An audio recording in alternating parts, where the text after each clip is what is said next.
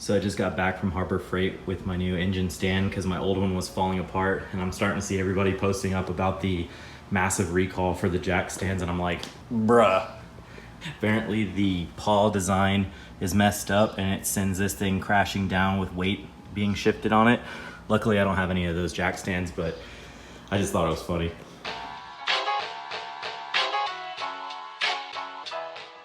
What's going on, guys? Welcome to episode 9.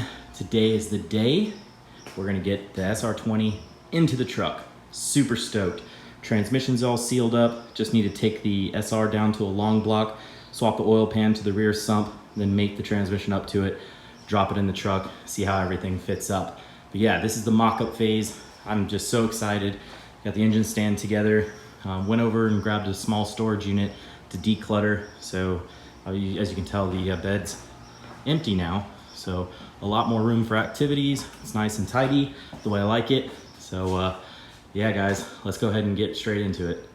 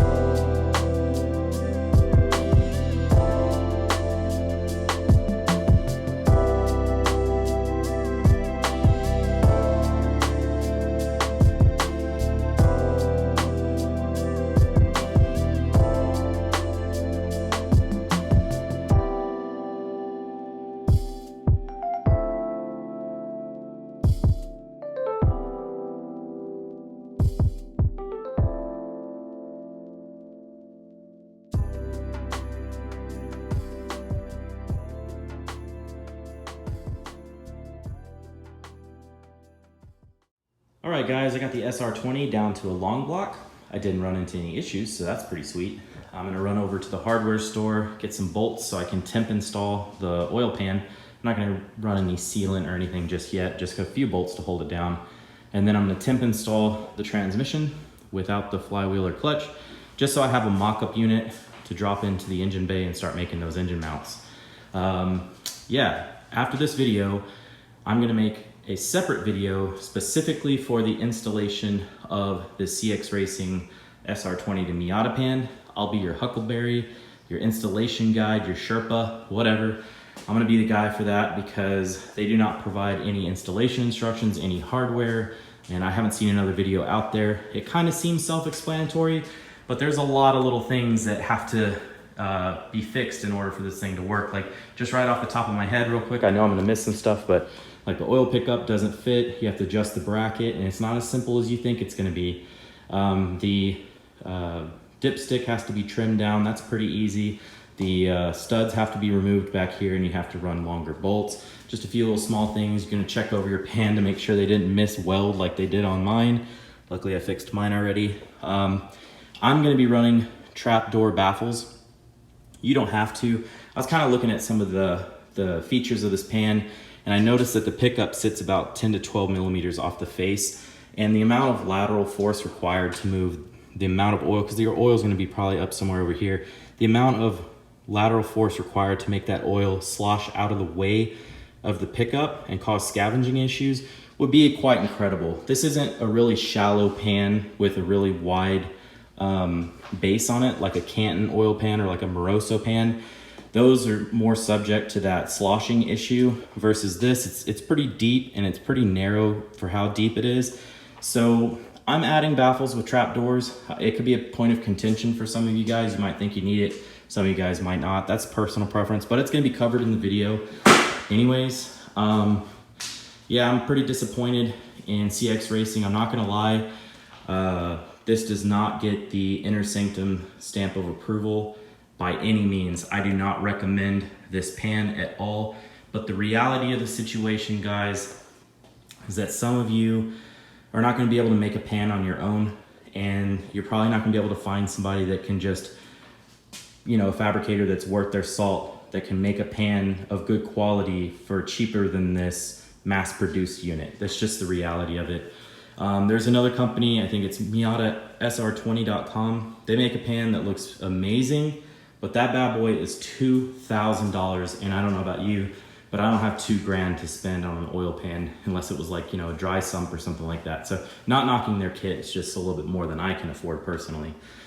So yeah, I'm making this video, this separate video, because you're not gonna get any support from CX Racing. Like, they took my money, they sent me this product, but they provided zero support on the back end, and that's like kind of half the business model. So I'm not giving them any more of my money, and I can't recommend in good conscience you do either. But like I said, I know the realities, and some of you might have to just get this pan anyways to make this work. So yeah, so keep an eye out for that video. I'll be making that shortly, and I'm gonna go ahead and get everything together and start dropping it in. Chea buddy. SR's in the truck, boys. So I'm liking the way it looks. I'm liking it a lot, really digging this setup. So first things first, I put 4 bolts in the oil pan, temp installed the trans, locked down the cross member, and then tightened down the trans mount back here. And it looks kind of funny. It looks like the trans is over too far. The only reason it looks like that is because the floor pans are shared between the 2-wheel drive and the 4-wheel drive trucks. So you'll see that the shifter's over here, but if you had a 4-wheel drive truck, your 4-wheel drive shifter is over here. So that's why it's like that, because I actually marked where the center of the output shaft is before I pulled the old Ka out. As you can see, it's pretty darn close. The transmission needs to come about, I don't know, less than 5 millimeters this way. So I need to make that small adjustment. You guys won't be able to really tell, but I know it's there. I know it's a little off. So again, it's just mega temp installed right now.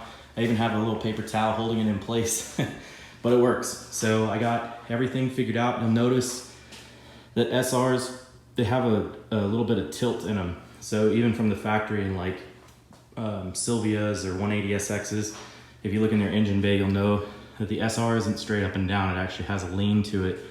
You can always tell because you can look at the oil pan and you'll know that, see how the oil pan is perfectly flat across with the lower cross member down there?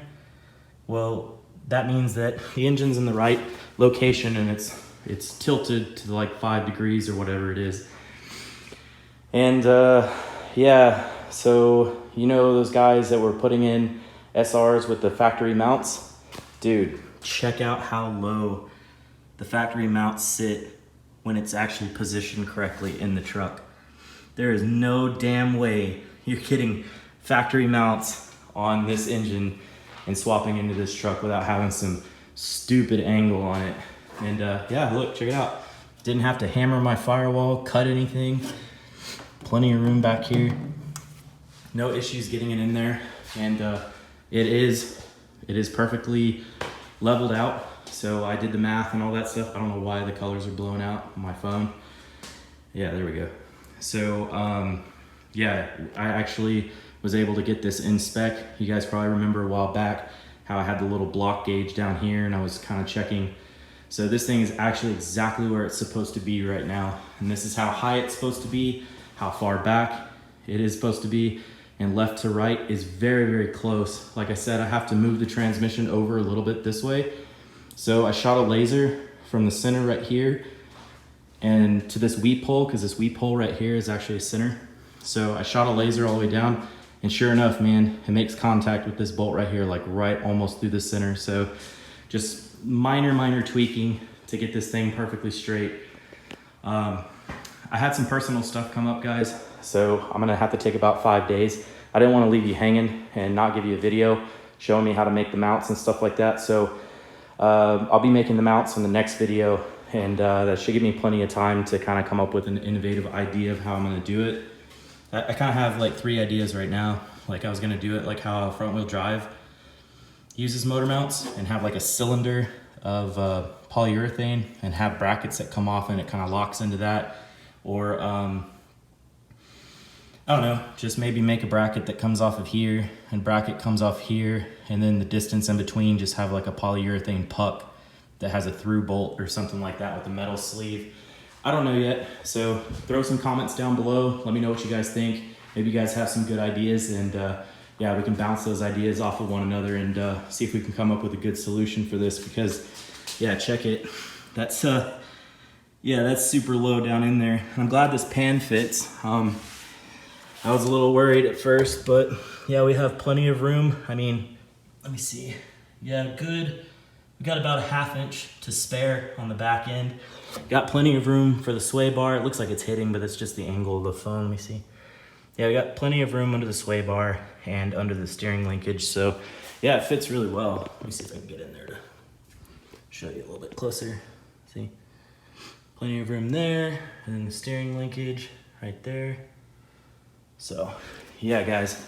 But again, I'm sorry that I'm not gonna be able to knock the mounts out in this video. It's just life, you know, it happens. So anyway, I'll catch you guys on the next one. Cheers.